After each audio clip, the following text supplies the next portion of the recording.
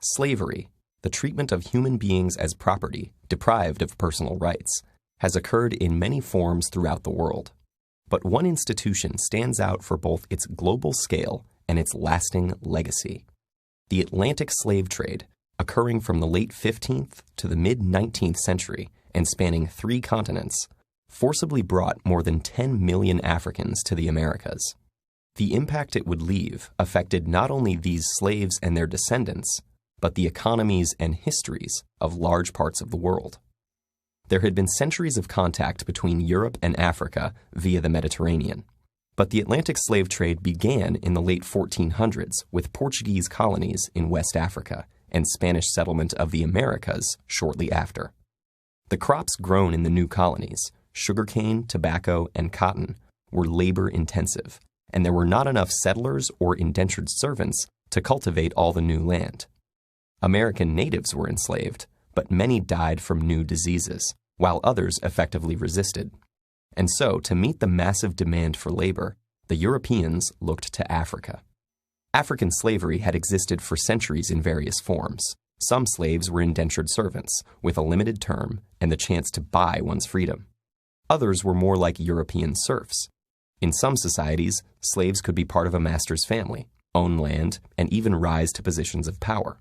But when white captains came offering manufactured goods, weapons, and rum for slaves, African kings and merchants had little reason to hesitate.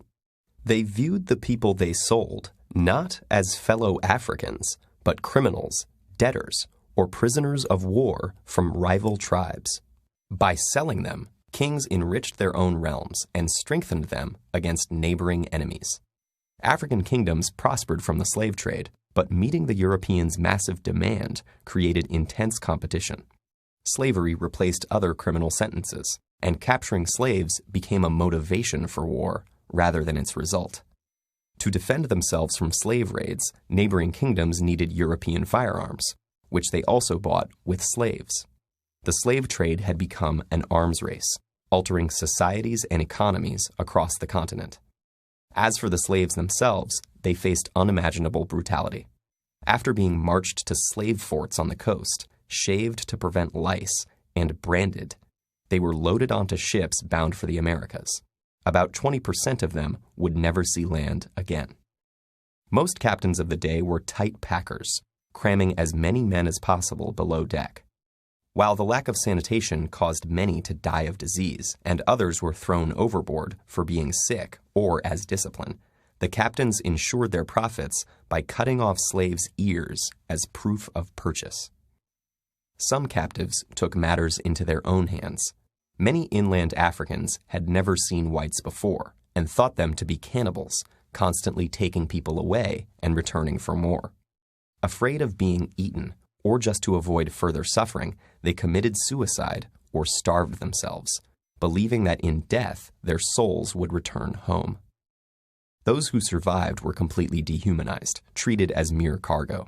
Women and children were kept above deck and abused by the crew, while the men were made to perform dances in order to keep them exercised and curb rebellion.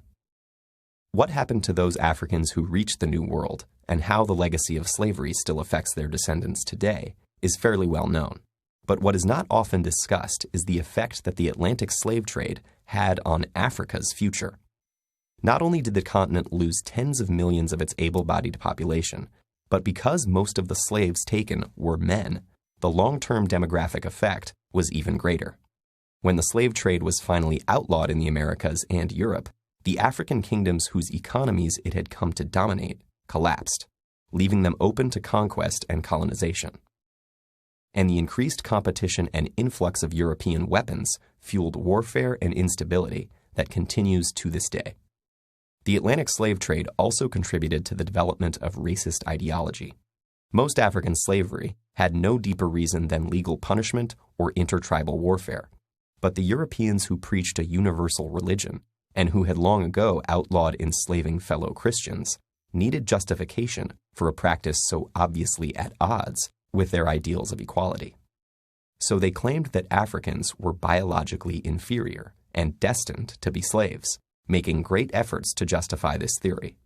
Thus, slavery in Europe and the Americas acquired a racial basis, making it impossible for slaves and their future descendants to attain equal status in society. In all of these ways, the Atlantic slave trade was an injustice on a massive scale, whose impact has continued long after its abolition.